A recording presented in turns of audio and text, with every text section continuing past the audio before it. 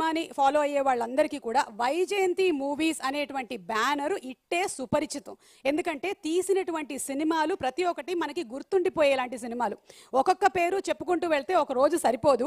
ఒక జగదేక వీరుడు, అతిలోక సుందరి, ఒక ఇంద్ర, ఒక బాలు, అలాగే మనకు వచ్చిన సీతారామం కానివ్వండి, కల్కి కానివ్వండి, మరి మా వైజయంతి మూవీస్ అధినేత అశ్విని దత్ గారు ఆయన ఎంత మందిని ఇంట్రడ్యూస్ చేశారో, టెక్నీషియన్స్ని, యాక్టర్స్ని, ఎన్ని సినిమాలు తీశారో, వాటన్నిటికన్నా ఎక్కువగా ఎవరు మంచి టెక్నీషియన్ అవుతారు అని ఐడెంటిఫై చేయగలిగినటువంటి ఒక కళ్ళు, ఒక ఫోర్ సైట్ ఆయనకి ఉంది. సో వారిని మాట్లాడవలసిందిగా రిక్వెస్ట్ చేస్తున్నాము. సార్ మీ విష్. ఓకే ఓకే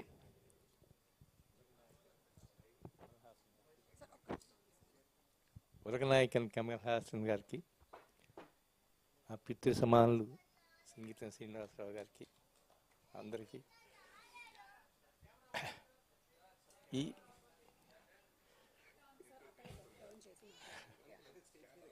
పర్లేదు. Thank you sir, thank you very much. వచ్చిన అతిథులందరికీ నా హృదయపూర్వక కృతజ్ఞతలు.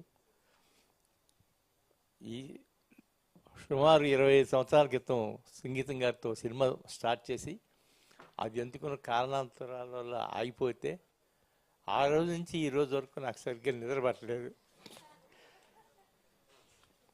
ఇప్పుడు నాగశ్విన్, స్వప్న, ప్రియాంక అందరూ కలిసి వచ్చి ఈ ప్రాజెక్ట్ చేస్తున్నప్పుడు నాకు నిజంగా గర్వంగా అనిపించింది. I'm thankful to you sir. Thank you sir. Thank you sir, thank you so much.